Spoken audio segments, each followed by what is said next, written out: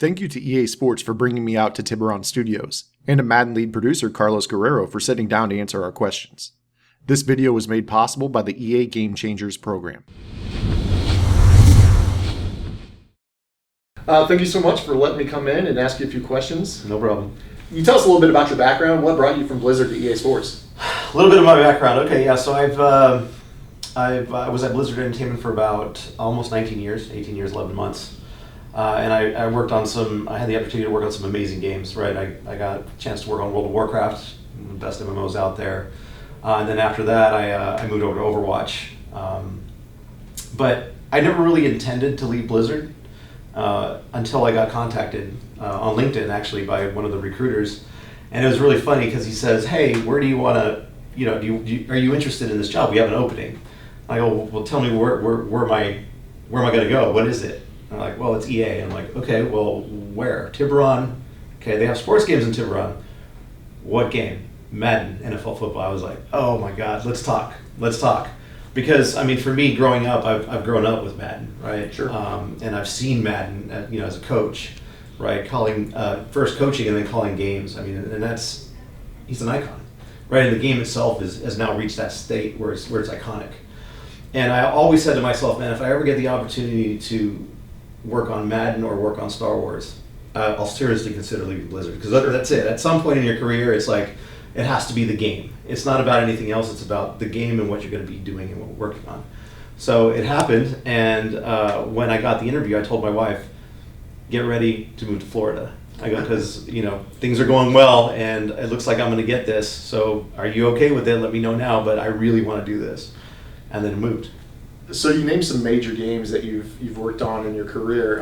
What can you take from Blizzard that you think you can apply here at EA Sports? A lot of it is, there's a couple of big fundamental things that I think are very important, right? One of them is commitment to quality, right? Making sure that whatever you deliver is of the highest quality possible given the time that you have.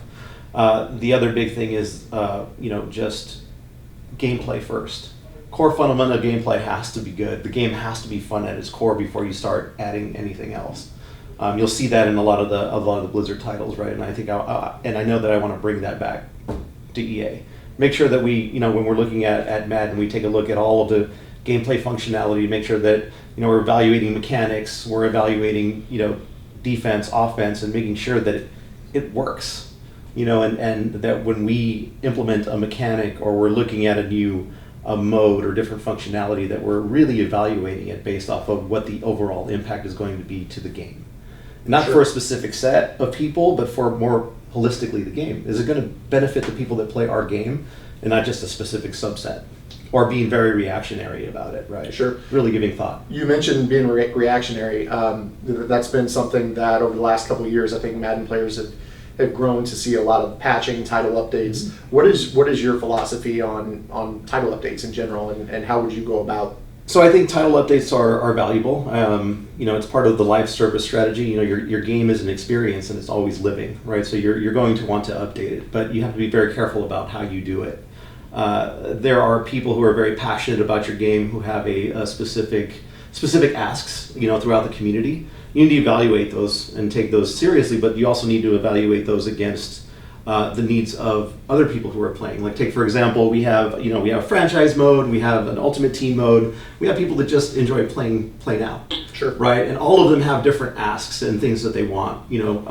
But you have to take all of that input, balance it out with telemetry data that you get, and then look at what you want to do as a designer. Like, how do you want to influence the game and affect the game, and then make your decision on what you want to update, what bugs you want to fix, and how you do that. Because sometimes if you're too reactionary and you react too quickly, you don't really let anything soak. Sometimes Sure. you might put a feature in and you're like, so let's sit for a little bit, let's see how it works. Because sometimes people might go, oh my God, this is the worst thing on the planet, I can't believe you did that. And if you pull the trigger too quickly, you've never let it have time to breathe. Sure. And kind of actually see, hey, what's actually, is it fundamentally broken, or is it something that we can iterate on and make better? Because at the core, it's good. You mentioned that you have to weigh and balance the needs of different subsets of the community.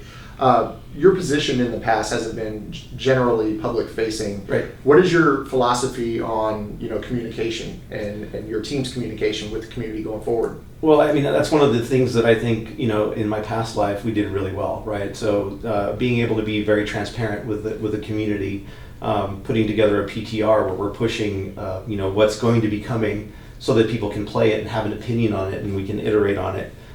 Using our community team, right? I mean, as a conduit to the community.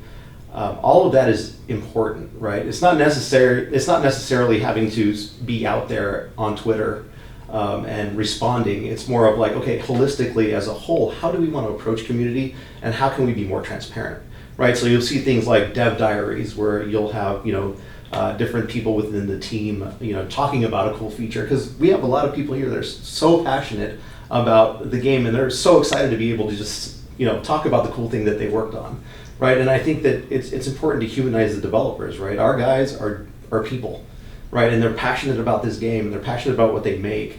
Let's show that passion to the community. And in the same way, let's be transparent. Like if we push out a patch and it's got something that breaks, okay, let's talk about, hey, yeah, it's broken. We know it is. We're working on it, and we'll give you another update when we get closer to fixing it. Or here's what's wrong. We'll be transparent and let you know exactly what happened, and we'll let you know when we're going to get that fixed. Because I think that's what one of the things that is missing sometimes is in the when you hurry up to try to fix an issue, sometimes you're just focused on that, and you don't focus on the fact that, hey, there's people out there that are kind of waiting for something. Please tell me. People are very understanding. The community is very understanding if you're very transparent with them about what the issue is and how long it's going to take you to fix. You've been at EA actually for a year now. I think a lot of people don't know that.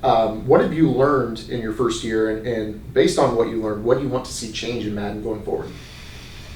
What have I learned? It's been 9 months. 9 months. Quite been a year. But the thing that I appreciate about EA is what the team is able to accomplish in a yearly cycle, right? I mean, an iterative product is very hard, right? And it's challenging to be able to have the time to be creative and iterate on a product that's going out every single year. You have to make sure that you deliver something for the community and the fan base. And the team has done a good job at doing that, but I think we can improve on that, right? Being able to start our creative process earlier, giving our developers, our designers enough time to be able to do that. Evaluating the people that we currently have, and if we need to supplement those with additional people from the game industry who are pros and know how to design games, right? I think a good mix of people who love football and understand football and people who love games and understand games will give us the highest quality, best game that we could possibly deliver. What is your long-term vision for the franchise? Where do you want to be in 3 to 5 years? We just talked about what changes you'd like to see going forward, but where do you actually see the title in 5 years? That's a really good question. I think it's one of the things that I'm working on with the team is establishing what that actual vision is, right? Because I think in order for a game to really understand at its core what it is, from design pillars to the overarching vision, we need to actually define that. And that's something that we're working on right now because the team has been in a very reactionary sort of mode. So it's kind of like, okay, very tactical. Let's here are these things we want to take care of. Here are the community issues we want to fix, and we really haven't defined out what is our vision. Where do we want to go with it? And that's something that I'm working together with the team because it's not about me. It's not about Carlos Guerrero's NFL Madden. It's about the team, right? And the team needs to come together and come up with that vision. So once we define that, I'll be able to let you know what that is. Okay. Something that, as a competitive player myself or with a competitive background, my community would be pretty upset if I didn't put the pressure on you. What type of role or cooperation do you have with MCS? Yeah, I think that, again, with my background, with Overwatch League and, a lot of the competitive gaming, it's an extremely important part of the game itself. And I think the people that are in that space are extremely passionate. The challenge, and I'm going to be totally upfront with you, is balancing out the needs of this group versus the needs of the entirety of the player base, right? We have almost, 6 million, 7 million players that play our game, and they all play for different reasons, right? So for me, it's a very close relationship with Matt, who is the commissioner for Madden, trying to figure out, okay, what are the feature sets that we want to put in that are going to benefit competitive, but what could also be put in that benefits the entirety of the game? Because there's a way to design feature sets to be able to appeal to both. We just have to be aligned with what our visions are for the game. But it's definitely a big part. Okay. How much time in a given week do you spend just playing the game so you can understand what the average player goes through, both positive and negative? I actually spend a lot of time playing. So my schedule is, it's really packed. So I spend probably like either from 7 to 9 or 7 to 10 o'clock at night playing. I have to carve out time to play the game to kind of experience it. We call it dog fooding, right? I'm a big fan. You have to eat your own dog food so that you kind of know what are people experiencing. Every single mode going through it. What are the pain points? What are people complaining about? Because unless you actually go through it and play it, you won't understand it. Absolutely. Right. So, I'm looking at 2 to 3 hours a day. In those 2 to 3 hours a day that you play, what do you personally believe is the thing that most needs attention going forward? I think it comes down to core gameplay. Fundamentally making sure that our game is solid and feels good. It's responsive. It's, again, you have to maintain the balance between authenticity and gameplay. And sometimes the two don't necessarily mesh, but you have to make sure at the end of the day we're making a game and we're making something that people want to enjoy and it's an entertainment experience, right? So making sure that the controls feel good and are responsive, that you're on offense, your plays are good, on defense your AI is as good as it potentially can be. And we have a lot of work to do to be able to get it to the point where it's flawless, right? But there's stuff that we're working on to get there. Once we shore that up and we feel like we're good, then we can start looking at additional stuff, right? Cool new ideas and exploring all that. But until we get there, that's the focus. What is your sense of urgency for these fixes? Is it something that is more of a 3 to 5 year plan, or do you feel like this is something that is able to be tackled within 1 to 2 cycles? Great games take time, right? And in order to be able to actually really look at it, evaluate it, figure out, do an audit and figure out, what's actually working, what's not working, it's longer than a year, dude. I mean, that's the reality of it, right? Absolutely. And I think one of the interesting things is everybody wants everything now, right? And game making is hard. Regardless of what people think, making games is not easy, or else everybody would be doing it, right? Sure. And making a AAA game, high quality game, is even harder, right? So, it is going to be a long-term play. You'll see things that'll happen. You'll see, stuff that's going on in Madden 19 that is a foundation for what we're building and going to be expanding on over the years, but it's not going to happen in one. What do you view as the foundation going into Madden 19? Well, so let's back it up a little bit and talk about Madden 18. So Madden 18 was a big transition year with the Frostbite engine, right? And Frostbite gave us this amazing visual fidelity, right? So if you look at stills of the game, you're like, man, is that real footage or is that the game? It's very hard to tell. But one of the big things that we noticed was that the movement was not up to par, right? It was something that was an immersion breaker. So the glitches or the way the ragdoll physics kicked in on tackles sometimes, it just didn't feel right. So moving into 19, the next step is, okay, how do we get animation quality, the visual movement of the players on par with the visual quality, right? To make it start to feel that much better, right? Because there's just nothing better than having a very responsive, fluid movement that looks amazing. I think that that's a great answer, because in the past, a lot of players in general have had pain points where they say, it feels like sometimes the animation takes over the control that I want to put in. Right. So with that initiative going forward, I think that that's a foundation that needs to be laid before they can go forward. Yeah, and I talk a little bit about, when I talk about responsiveness and control, there's that balance between making it look authentic and real and balance, control and gameplay, right? So you have to have a good mix of those two. It can't go one way or the other, right? Because you'll see, some games you'll have responsiveness, but it feels odd, right? You're like, I'm moving and it feels fast, but I don't have that immersion, right, that goes along with that, right? So maintaining that balance is extremely important. You mentioned players first mentality. Can you go into detail on that?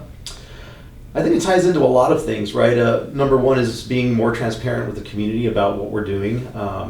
Being able to provide, dev diaries on here are the features that we're working on.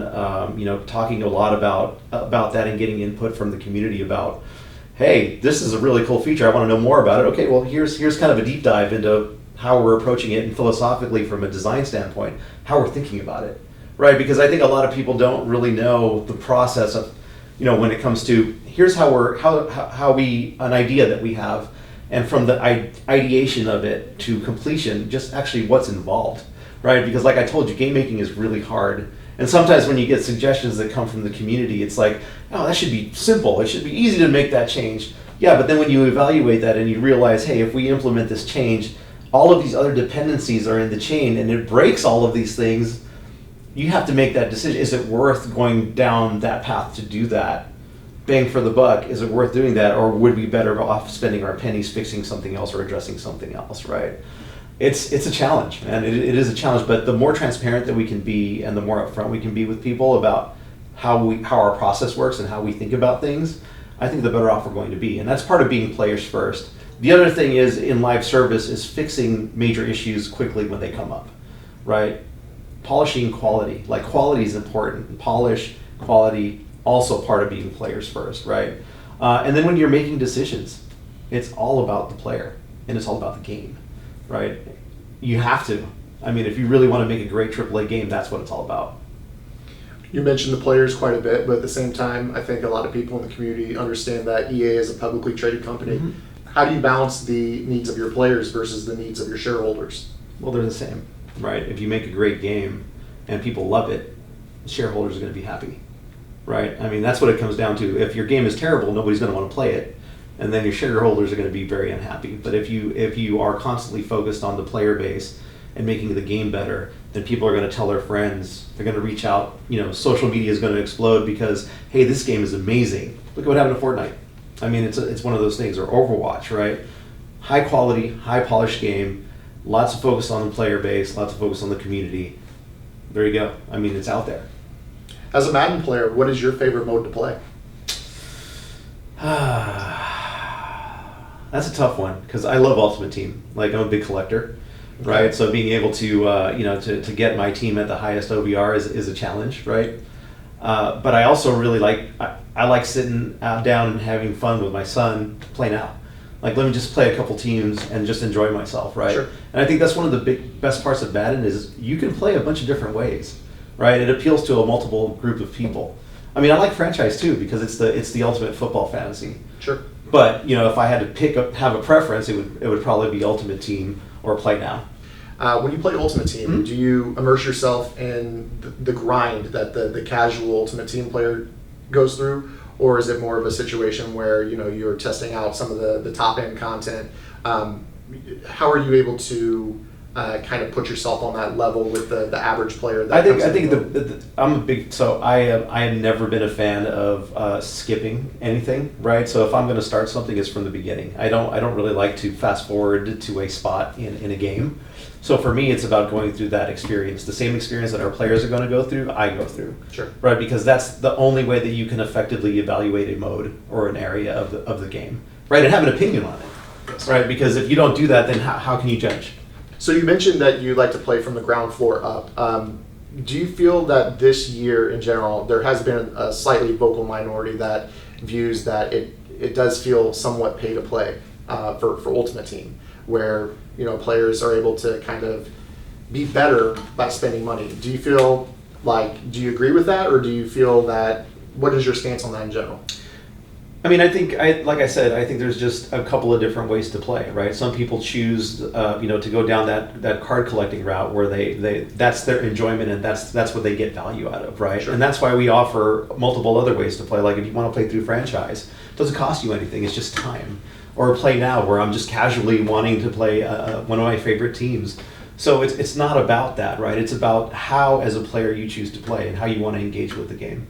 I think it ties in more with, one of the things that I've been hearing a lot of is, nobody gives any love to franchise. Right. It's all about Ultimate Team. The focus is all about that. And It's not really, right? I mean, when you think about it, franchise, there are things that are put in for franchise, but it's never enough, right? Everybody in franchise has different wants and different needs, even within the groups, right? And so what would be put in for one person or one segment doesn't appeal to the other segment within that same area, right?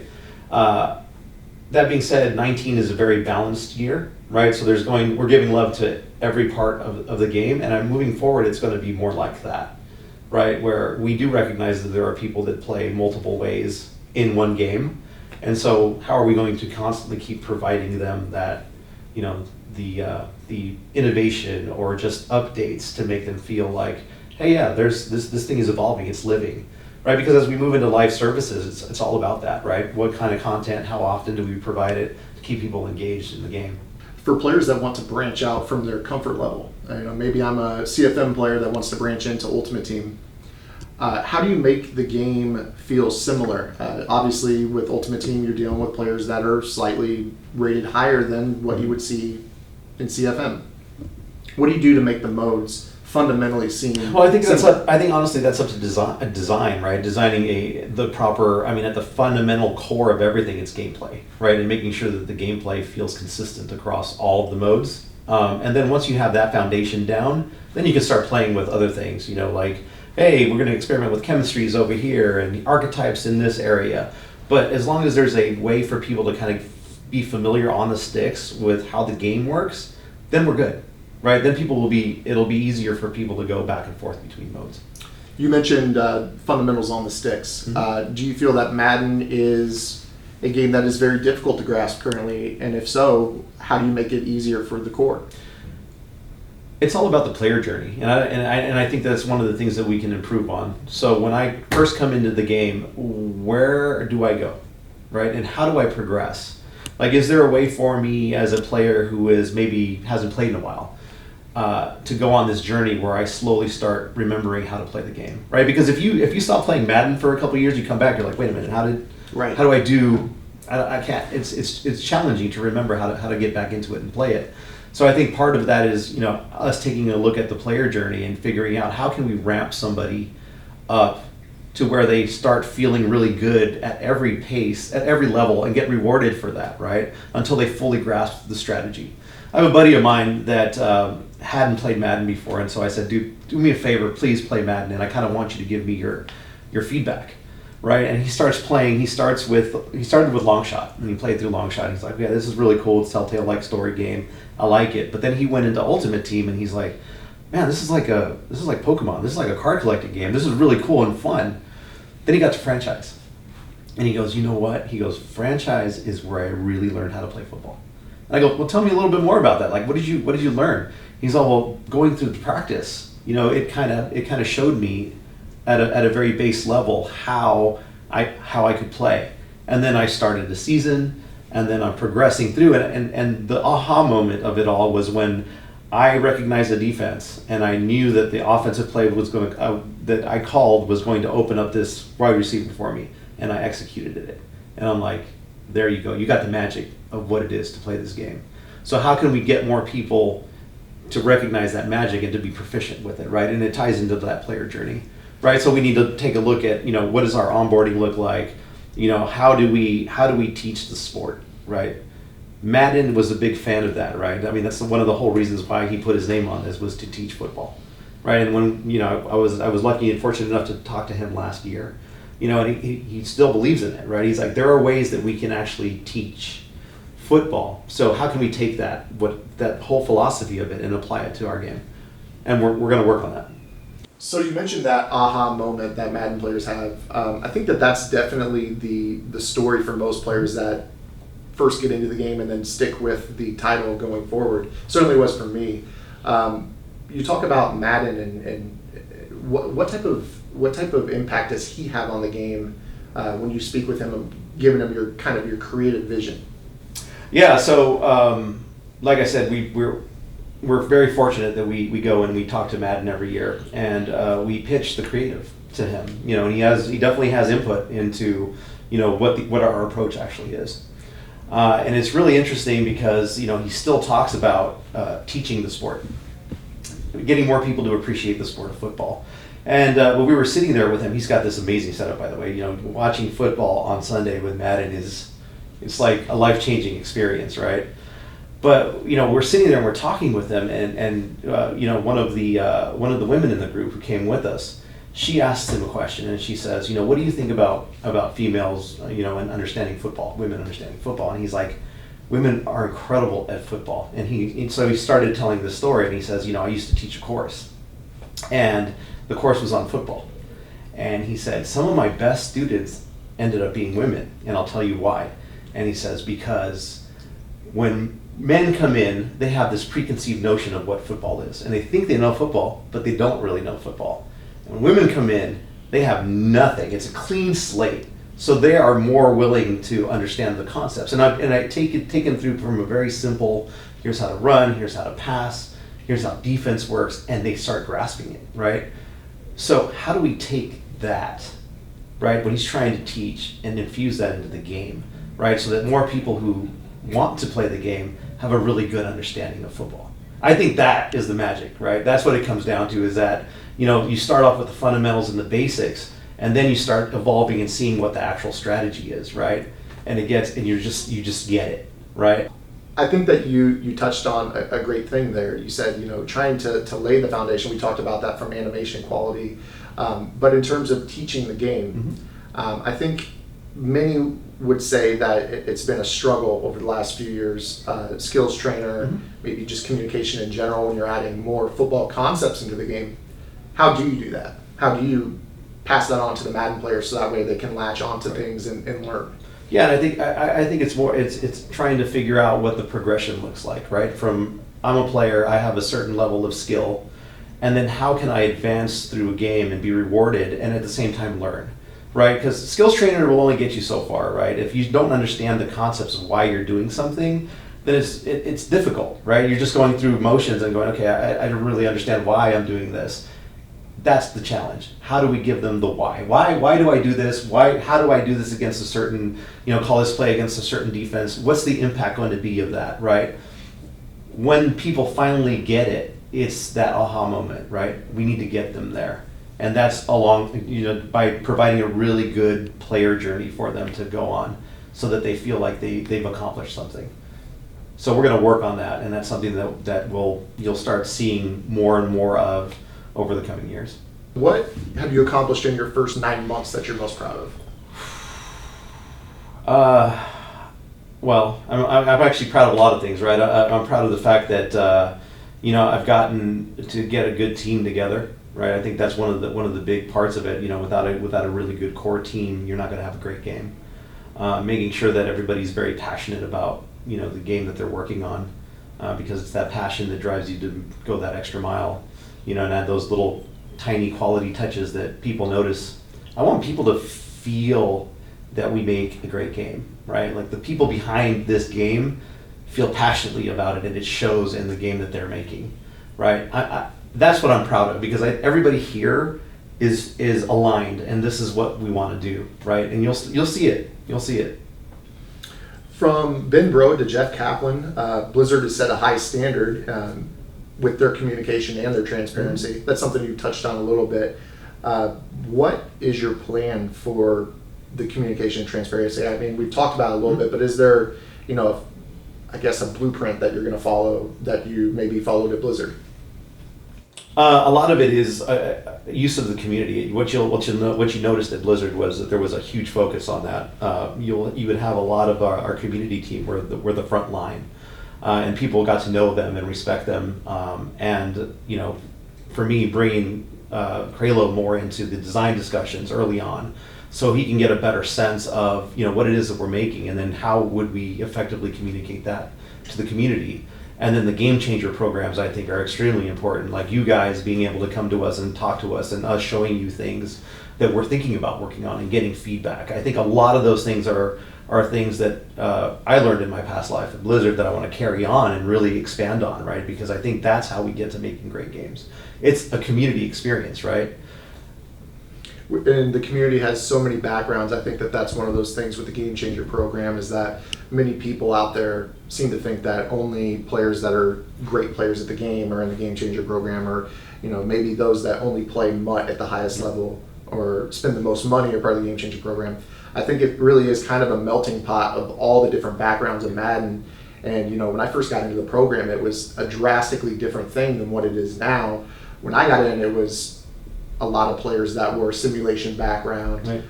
And competitive really wasn't on the forefront until Peter Moore came in and it kind of introduced that initiative. Mm-hmm. And then it kind of started to bring a little bit of everyone together. So I think that the Game Changer program in general is something that, while it has been around for a while, I think it's really evolving into something new.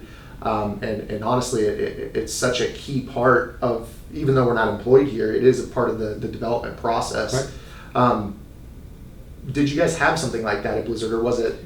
There was, but it was more of the design group had a group of people that they trusted, that were part of the community that they relied on, and were willing to give feedback. It wasn't like this, right, where it's an official Game Changer program. Sure. But it was people who were very passionate about the game, who had a deep understanding of the game and could give very critical feedback that was in a very constructive way. Because not everybody can deliver that. A lot of people want to give feedback and it's very like, oh, you broke this, or you did this, or screw you, you did this. But it's not of, hey, here's what I see that's fundamentally not working, and here's how we can make it better. That's the kind of feedback that we're looking for, right? And I want to work with Cralo to expand the Game Changer program, right? We need different demographics. We're the under 20s that are currently playing our game. We're the women that are playing our game, right? Because Madden is an inclusive game, right? We should have all of these other people represented, right? Giving their viewpoints to make our game better. Is there something that we haven't touched on that you want to touch on? Because I want to make sure that this is kind of your first opportunity to speak to the community. Is there something that we haven't hit on? I mean, for me, it's just kind of I want the community to understand that we're going to make change. Things are going to happen for the better. We're going to deliver a higher quality game, but it's going to take time. Like, that's the reality of it, right? The expectation for everybody's like, oh, change is going to happen. It's going to happen in the next week or 2 weeks. No, man. Like I said, great games take time, and it's going to take us time. This is a battleship, right? Madden is a 30-year-old game that's delivered consistently year over year, right? If we want to take it to the future, it's going to take time to change it, right? That's the core of it, right? But as long as we have a very good team, we have a great Game Changer program, we're being more inclusive in pulling people in, we'll be successful. It's a group effort. It's not just the development team. It's not just us. It's funny. Blizzard had a saying. It takes a Blizzard to make a Blizzard game. So we need to find out what that equivalent is for Madden. And that's because it's true. I believe that it's everybody. All of us together are making this game great, right? Not just us. Not just the development team. No. Not just the studio. The community as well. Right. So you talked about transparency in the community. I think that's been a hot button topic in the past, is what can the community be told from the development team. Can you deep dive a little bit more into what you guys can do? So one of the big things for me is making sure that we really fully expand, or actually not even expand, it's actually create a dev diary series, right? Where we're talking with developers as they're working on features, and kind of going a little bit into detail on what it is that's happening and why we're thinking about things, right? Because I touch on the idea of, like, people don't understand reasoning behind why something happens, right? So if you talk about that and then you talk about the feature set, it gives people perspective, right? And that's something that people don't have right now, right? So it's just assuming, hey, they just did this because of X, right? When there's really a lot of thought that goes in behind something, right? A lot of consideration, and bringing that more to the forefront so that people understand why we do something as opposed to guessing and speculating, right? And when you do that and you're genuine about it, people respect that. Carlos, thank you so much. Thank you for welcoming me into your office, being able to ask questions for the community. I really do appreciate it. Thanks, man. Anytime. Love it.